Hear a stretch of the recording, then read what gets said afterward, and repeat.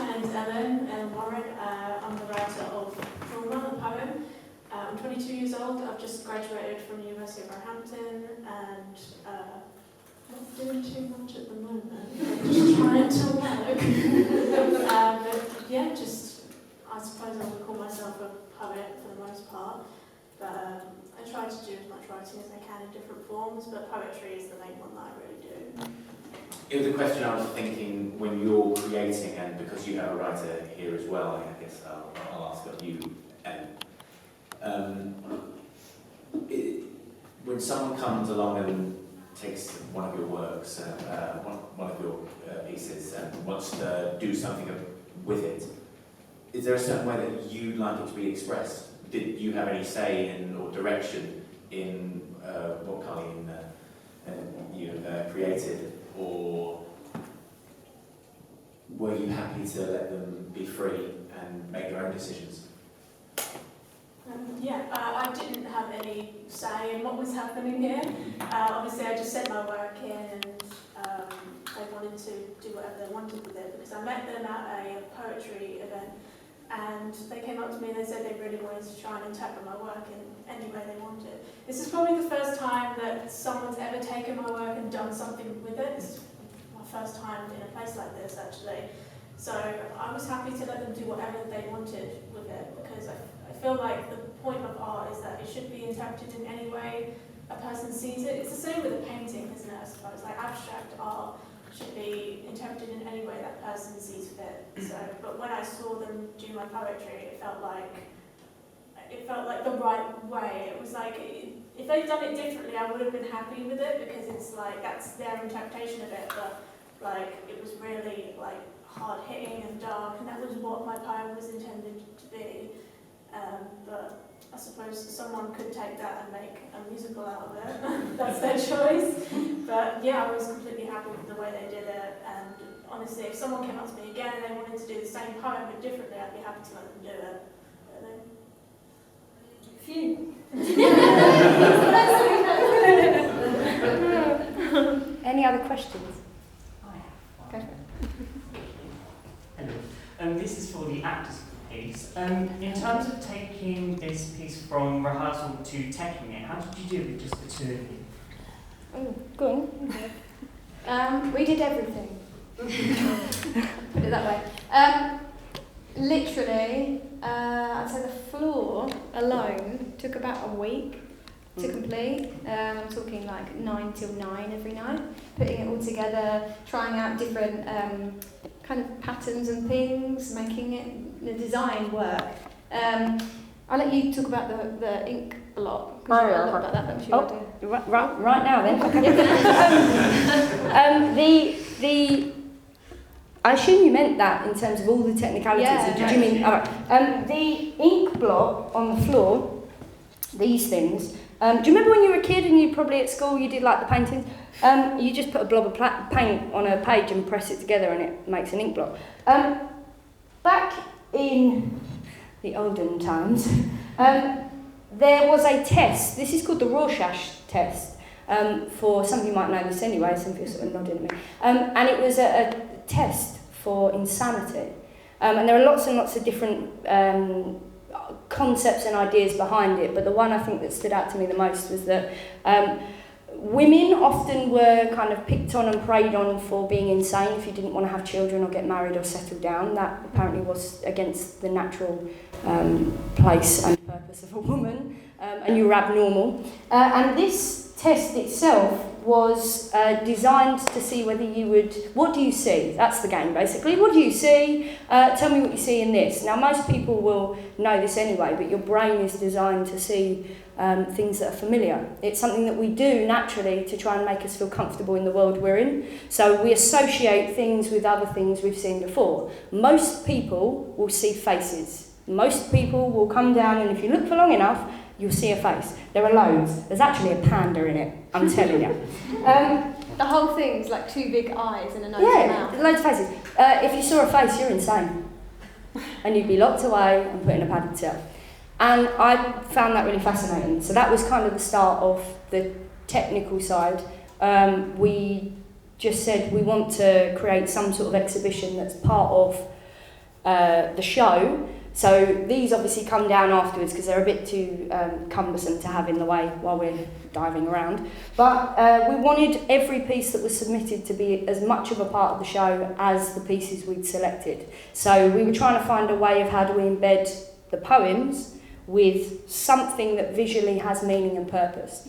And this kind of came about, and then we got in a studio with massive bits of paper, and like 3-year-olds, we printed on them and had loads of fun. It was great. It was the best day ever. And then blue is Siegfried Katz did a study of colours, and he concluded that mental health, the colour of mental health, is blue. Yeah. So blue became a big feature. And again, I have no qualms in telling you that the way we sprayed the floor when you've got no budget is you go into your cupboard, you get the fry light out, you pour the fry light away, you put paint in that pot, you get on your hands and knees and you spray this floor. So that was how we did the floor. Yeah. The pieces of art above our heads come from Oxley's NHS service users, directly from there. And all we've done is taken copies of those. So they're legit pieces of work, and all of the poetry comes from poets all across the country. And outside. And, yeah, someone from Northern Ireland as well. Just someone. Mark Burrows. Yeah. Does that answer your question? Yes, I think what, I was also looking at, like, how did you manage to light this show with just the two of you? So Carleigh would step out as director. I'm the actor on stage playing both parts at exactly the same time. Great. It's really fulfilling if you're bossy. It's great. Literally that though. Walk there, walk there, walk there, and hope it's bright enough. And that was it. Any other questions? Right, well, no, please feel free. If there's anything like a burning thing that you really want to ask, I think we've got just about enough time for... About mental health? Yeah. Any questions, given the nature of the event? It's a mental health event. Any questions about the poems or relatability about the piece? Yeah, go ahead. It's Great. How did you sort of go about, obviously there's the things in the poems that are close to people's heart and that, how did you go about sort of taking that, and obviously you only selected a few of them and stuff like that, so what was sort of your process of interpreting them and sort of collaborating with the other artists and stuff who have actually written the piece and sort of put their feelings down on paper? That's a good question. Yeah. I had as well. How did you interpret my poem in particular? I would have never interpreted the way you did, but... First thing I guess you start with is what jumps out at you. That's where you got to start, I think. I say I think because it's probably different for everyone, but certainly for us it was, okay, something in that is making me want to know more, so I should probably explore that a little bit further.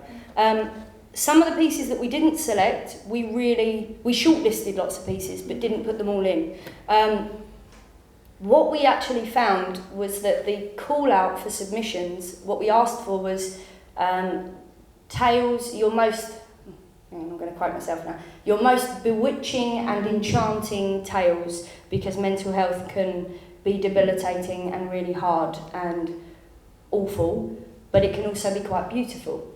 What we got back was a selection of lots of really beautiful pieces, but lots and lots of very hard, intense, gritty, gruelling, heart-wrenching pieces of work.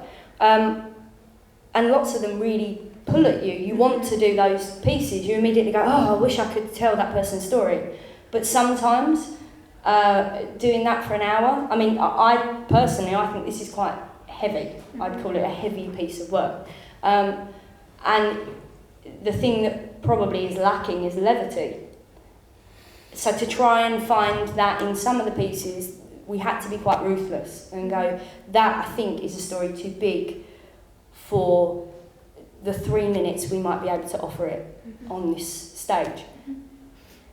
Some of the pieces as well are extracts from their pieces and some of the whole thing.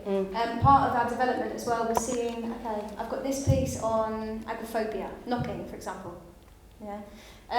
How do I create a piece, like an entire hour show, with the most relatability for an audience that I can possibly have in it?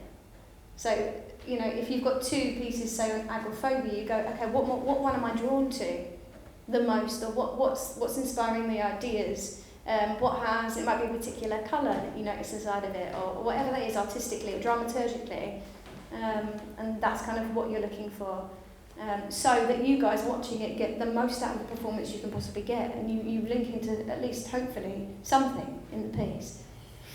And I also think that the reason we chose to do a poetry slam-esque, physical theatre-esque thing is fundamentally because a poetry slam is about that person expressing themselves on that floor to the audience.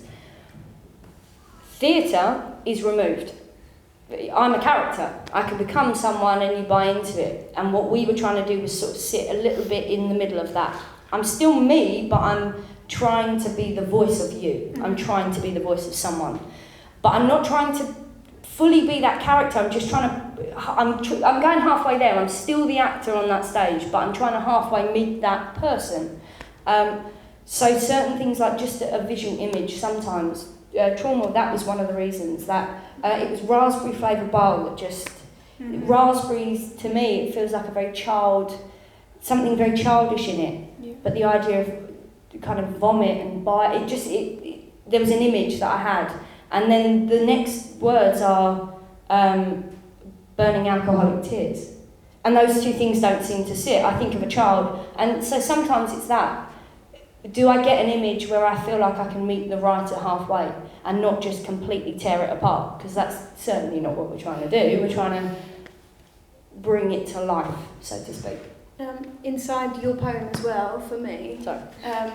The words burning diary pages and the existence of God and all of that really resonated me in terms of the refugee crisis that's happening around the world. And I think there's a much bigger, that's the way I took it anyway. There's a bigger issue that we wanted to kind of approach, similar to Broken Blinds when you're talking about I want to solve the whole world and social media and all of that. It really resonated with me. I've got a lot of links with people that work with refugees and things, and it really inspired me. So. Oh, right. I mean, for me, it was probably like, obviously it's a more personal take on like what I went through when I was growing up. Obviously, I just had a most recent diagnosis of complex PTSD, and it's kind of been like,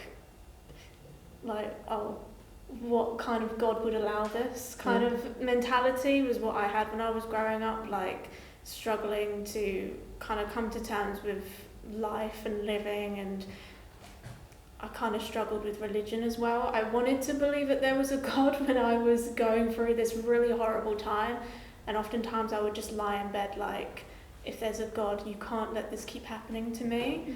And like nothing ever changed, things got worse, and I would just be like, well, clearly there's no God because he wouldn't let this happen to me.